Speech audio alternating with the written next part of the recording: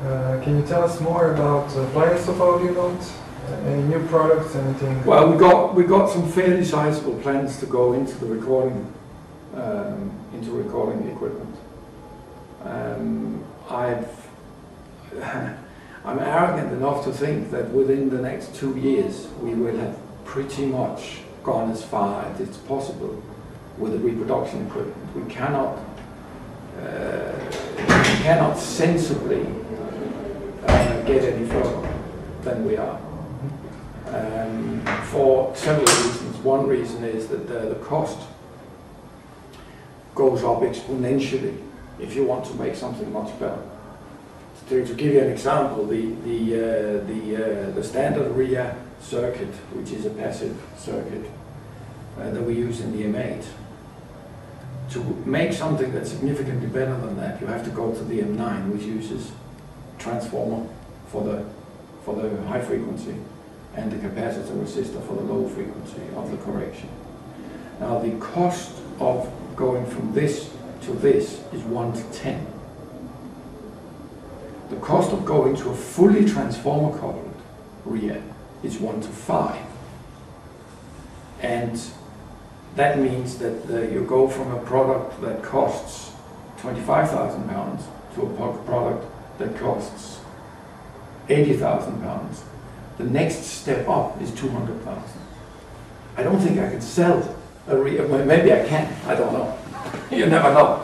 But I think it's going to be very difficult to sell products at those sort of price points. Apart from the fact that you'll end up with, power supplies that are this big, 4 of them, because you need one for each tube.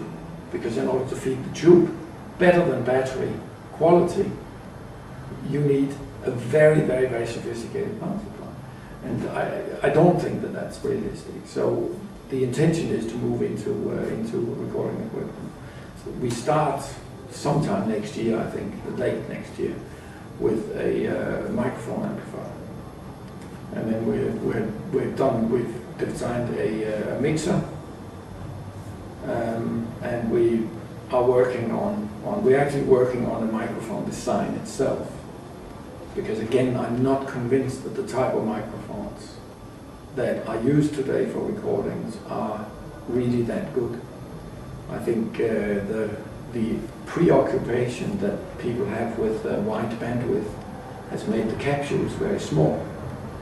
And small capsules, like a small loudspeaker, are very inefficient if you want wide bandwidth. It's fine if you want limited bandwidth, or you're measuring resonances in metals or something. But it's not suitable for wide bandwidth audio. If you listen to all the old recordings, 1950s, 1960s, they were all done with large diameter capsules, either electrostatic or electret or ribbon, or even moving coil. And there's no question that as we've moved away from those, the recordings have not benefited. It may sound clearer, but that's because you lose all the low levels and all the other things, and that's not good. So we're looking at doing that. And then, so depending on how well we do with that, we will see. Maybe it doesn't work. Maybe we can't sell it. As I understand, you were here in Belgrade something like 18 years ago. I was here in early '91, yes. Okay, so what are your impressions at that time? It looks less tired now than it did in '91. Mm-hmm. I mean, I traveled around a lot in the beginning of the '90s, because that was when I started with AudioNote, after I sold Audio Innovations. So I ended up, going to Moscow and going to a lot of the old East European countries when all the markets opened up, and we were one of the first companies to go into these markets. And it's very interesting to see the change that's taken place. Some things have not changed for the better, I have to say.